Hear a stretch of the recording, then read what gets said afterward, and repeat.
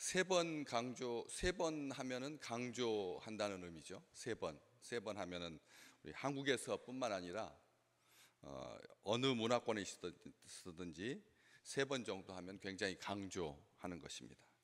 위에 1절에도 예수 그리스도의 종이다, 나는 사도로 부르심을 받았다, 하나님의 복음을 위하여 택정함을 입었다, 세 번 그렇게 강조하고 있고, 2절 말씀에도 이 복음에 대해서 세 가지를 강조하고 있습니다. 이 복음은 하나님의 선지자들을 통해서 성경의 아들에 관해서 하신 말씀입니다. 세 번 강조를 하고 있는 것을 보게 됩니다. 이 복음이라 그랬습니다. 이 복음은 저 복음하고 다른 거죠. 이 복음은 지금 내 곁에 있는 복음, 가까이 있는 복음. 그래서 이 복음은 하나님이 선지자들을 통해서 그의 아들에 관해 성경에 미리 약속하신 거다. 쉽게 번역하면 하나님의 예언자들을 통하여서, 하나님의 예언자들을 통하여서 성경에 미리 약속해 두셨다, 하나님의 아들에 관한 것이다, 이렇게 요약할 수가 있겠습니다. 복음이라고 하는 것, 이 복음이라고 하는 것, 저 복음이 아니고 나와 관련된 복음, 나의 복음, 특별히 1절에 있는 것처럼 하나님의 복음. 하나님의 복음은 지금 하나님은 살아계시고, 그리고 하나님의 복음은 지금 나에게 이 복음이 있고, 옛날 복음, 오래된 복음, 옛적이 아니라는 것이죠. 그런데 복음하면 보통 사람들이 생각할 때 그냥 그 말 의미 그대로 좋은 소식, 기쁜 소식, 이렇게 생각하겠습니다. 좋은 소식, 기쁜 소식. 뭐가 오늘 이 시대를 살아가고 있는 백성들에게 가장 좋은 소식인가? 12시쯤 누가 대통령이 될지 윤곽이 잡히는 거. 누군가는 뽑히겠죠. 그럴 때 오늘 대선을 치르는 대한민국의 가장 좋은 소식은 뭘까요? 동해에 유전이 발견되었다, 유전이 터졌다. 그래가지고 이제 우리 다음 세대는 일하지 않아도 통장으로 한 달에 꼬박꼬박 200만 원씩 들어온다. 정말 어마어마한 축복이겠죠. 그렇지 않아요? 뭐 이렇게 치열하게 싸울 필요가 없다. 다 자기 취미 생활하고, 또 결혼할 때쯤 집 한 채씩 탁탁 나라에서 주고, 그리고 아이들 한 명 낳을 때마다 1억씩 주고. 그러면 뭐 천국이겠죠, 천국. 가장 행복한, 가장 기쁜 소식이 뭘까요? 그걸까요? 러시아와 우크라이나의 전쟁이 종식되고, 그리고 이스라엘과 하마스 간의 분쟁이 종식되고 평화가 찾아오고, 전부가 다 고용이 되고, 전 국민이 한 명도 놀지 않아도 되는, 자기 일이 있는, 주가는 오르고 물가는 안정되고, 제일 요즘 관심이 많다는 살이 빠지고, 이러한 것들이 이게 진짜 기쁜 소식이냐는 거죠. 기쁜 소식의 본질이 뭐냐는 거죠. 뭐가 제일 기쁜 소식이냐는 거죠. 이 세상에 사는 삶에 국한되는 기쁜 소식, 우리 이 땅에 사는 동안 80년, 90년 그렇게 살아가는 그 시간 동안 그런 기쁜 소식인가? 딱 말합니다. 복음, 여기에서의 복음은 하나님이 예언자들을 통해서 성경에 미리 약속해 두신 것이 복음입니다. 성경의 예언자들을 통해서 성경에 미리 약속해 두신 것 외에는 복음이 아니라는 말씀입니다. 다른 것은 복음일 수 없다는 거죠. 그것은 다른 복음이라는 거예요. 세상 사람들을 기쁘게 하는, 그게 복음이 아니라는 거죠. 또 반대로 실수를 만회하는, 인간이 저지른 실수를 만회해 주는, 다시 말하면 기후의 그런 위기를 회복시켜 주는, 이러한 것들이 복음일 수 없다는 거죠. 우연히 발생한 사건은 뭐 복음이 될 수가 없고요. 어쩌다가 갑자기 터진 사건이 복음이 될 수가 없잖아요. 이번에 지하철역에서 자기가 이혼 소송 당했다고 화가 나가지고 분풀이로 불을 질렀는데 아무도 죽지 않았다. 가슴을 쓸어내리면서 대구 지하철 사고를 생각하면서 이 대한민국이 그 사이에 20년 동안에 많이 발전해가지고 이제는 큰 대형 사건이 발생해도 사람이 안 죽는다. 그러지. 쓰나미가 몰려와도 우리는 안전하다.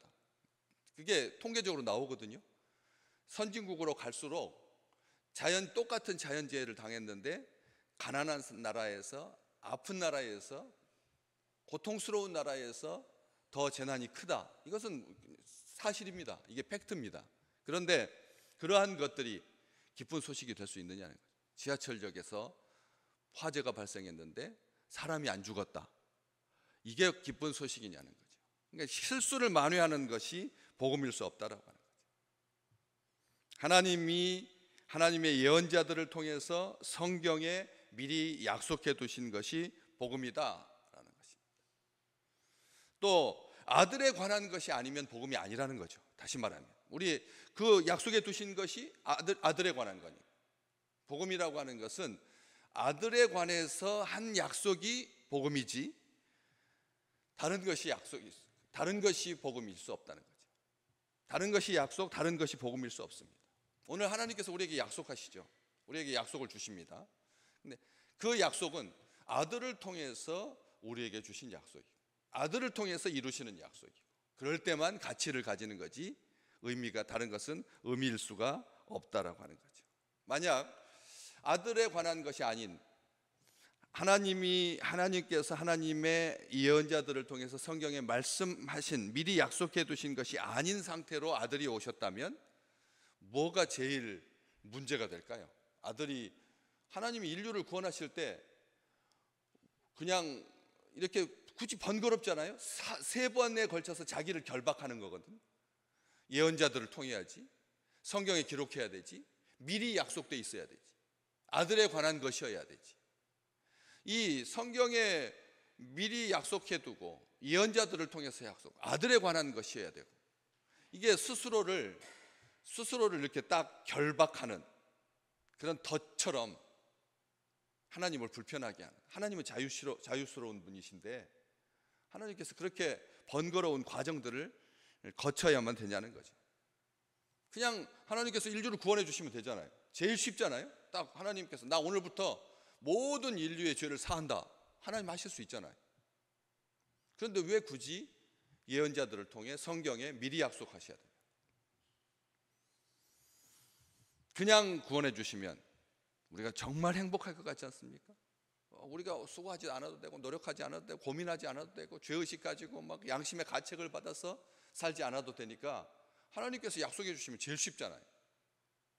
근데 그렇게 큰 아이들은, 그렇게 큰 자녀들은 어떻게 되나요? 교만해지고 방만해지고 감사치 않게 되고, 썩지 아니할 하나님의 영광을 썩어질 사람과 동물과 짐승과 우상으로 바꾸게 된다. 성경은 그렇게 분명히 말해주고 있잖아요. 지혜가 넘쳐나도 결국은 하나님을 알지 못하게 돼요.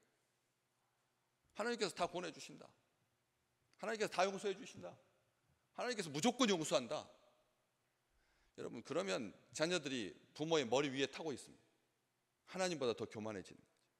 선악을 알게 하는 나무의 열매가 너희가 하나님처럼 너희 될 거다, 사탄이 해준 말을 이루는 거죠. 가만히 생각해 보십시오.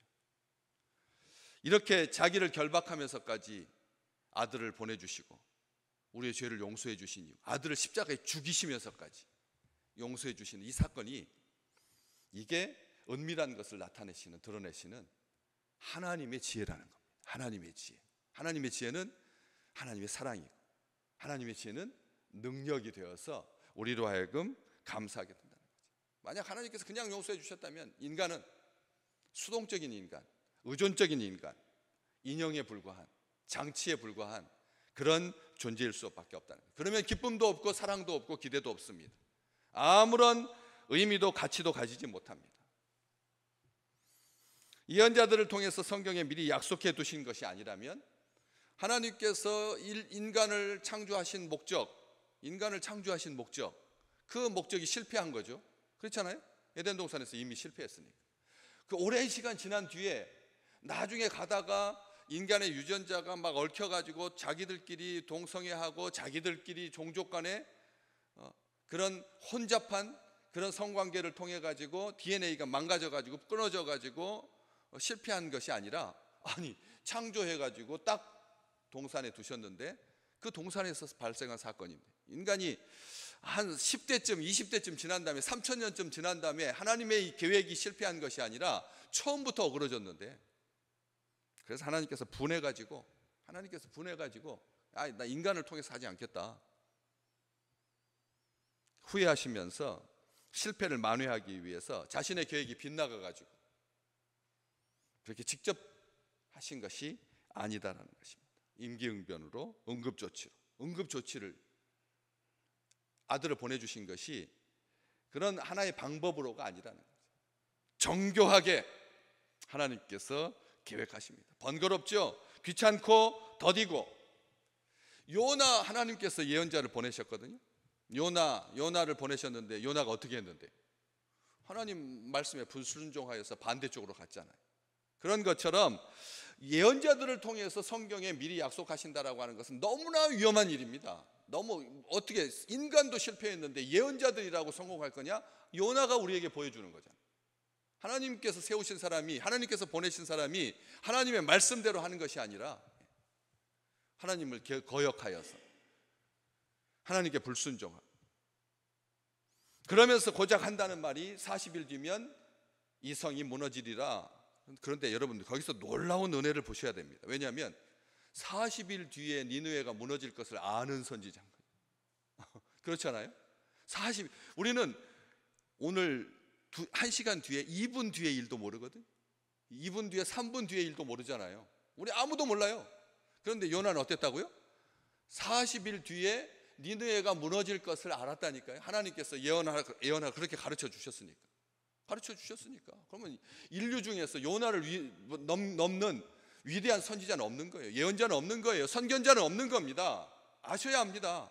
이 시대에 요나가 와가지고 40일 뒤면 서울이 무너지리라, 이렇게 차별금지법과 동성애로 소수의 인권을 보장한다는 이유로 죄를 합리화하면 망한다, 이렇게 선언했다면 여러분 어떻게 될 것 같아요? 거기에서 하나님의 은혜를 입어가지고 어린아이부터 왕까지 다 죄를 뒤집어 쓰고 회개하고 금식하고 짐승까지 돌아오는 은혜가 있다면야 얼마나 행복하겠습니까? 그럴 수만 있다면.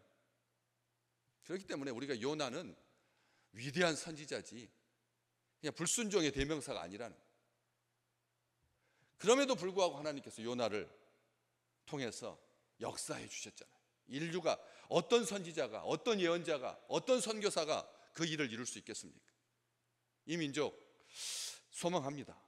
진정 하나님의 말씀을 받아서 가감 없이 전달하는 자, 주의 종들이 우리 후손들에서 우리 민족의 역사 가운데 하나님께서 늘 세우셔서, 그래서 한 영혼도 잃지 않으시는 하나님의 그 온전하심이 가득하기를 간절히 소망하는 거죠.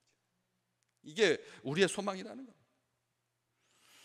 전혀 감사할 줄 모르는, 여전히 자기 고집으로 자기 생각으로 살지 아니하도록 하나님께서 성경에 미리 약속해 두신, 계획하신, 항상 꾸미셨던 그런 성령의 감동으로 기록된 그 말씀에 기록되어 주셨다는 거예요. 예언자들을 통해서 성경에 미리 약속하셨어요.